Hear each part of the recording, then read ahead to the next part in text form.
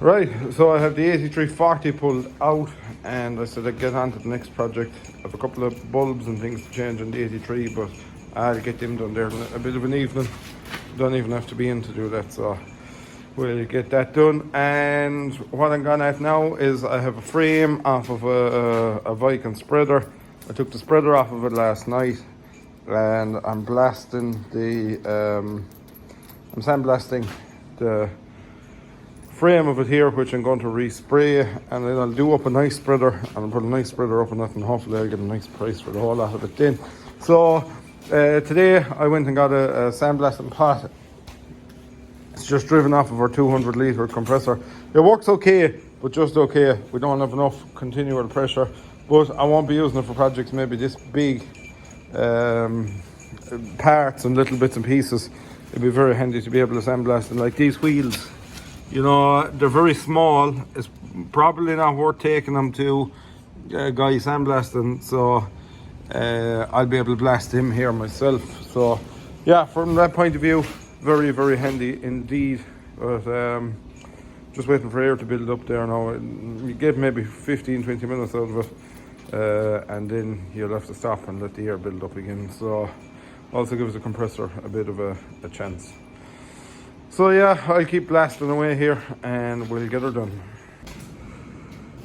Okay, so a bit of an update, I suppose. We've our sandblasting finished to the best of our ability anyway.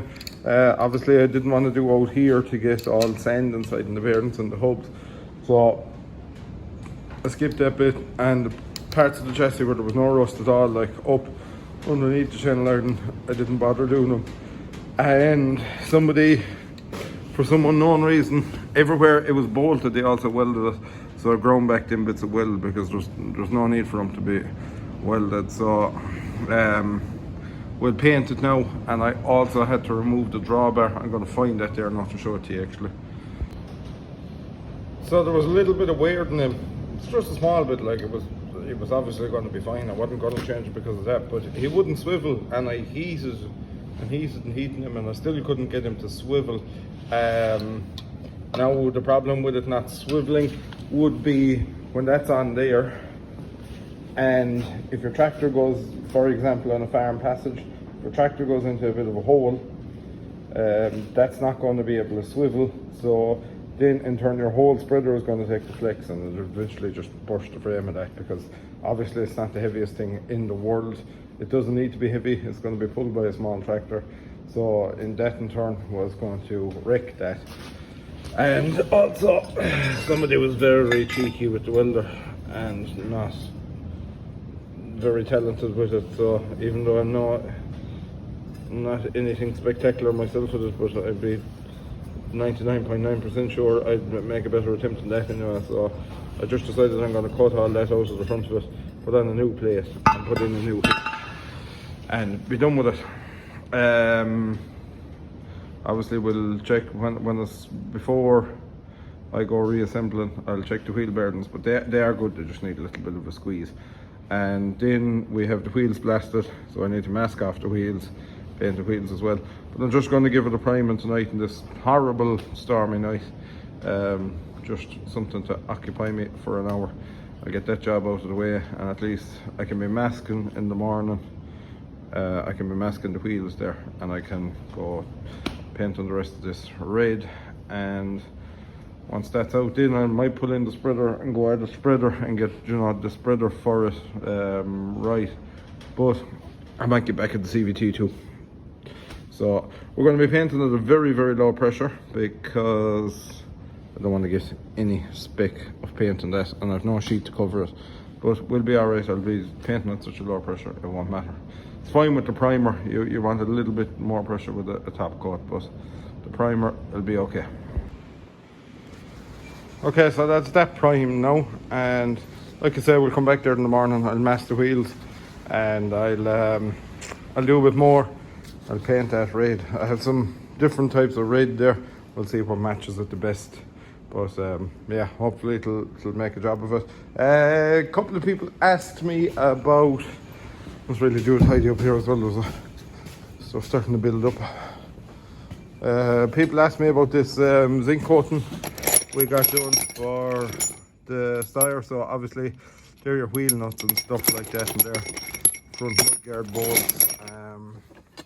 Here these go on the back, and you drop your pins down over them. They're the tops of the arms. They really should have been silver, but anyway, that's not the end of the world. You know, that's where the top of your drop arm screws into going across the cross shaft there. That's a diesel tank bracket, various other pieces. But anyway, people ask me about it and how did I do it and what and all that kind of stuff. I put them into the cement mixer and got some sand. Apparently don't use beach sand, but I just got some sand and threw all the bits and pieces into it for several hours, and they came out pretty much shot blasted, which, like, you know, trying to shot blast them wouldn't be easy, so it worked out pretty well. So yeah, I'm going to give myself one shameless plug, and those of you who watch the channel know I don't really do plugs, or I'm not into that kind of stuff really. I just say it as it is. But anyway, if any of you do want a t-shirt, please, we'll have them next week now. So we have already a good few orders, and much appreciated to anyone who's ordered them. We'll have them early next week, and we'll be contacting you all and sending them out to you throughout the course of next week. So if anybody else wants a t-shirt, please go on to Mr. CVX195 on Instagram or Mr. CVX on Facebook.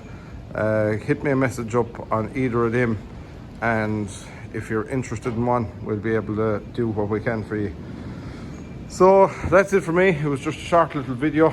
I'll probably going to make a 1 ton spreader on this one.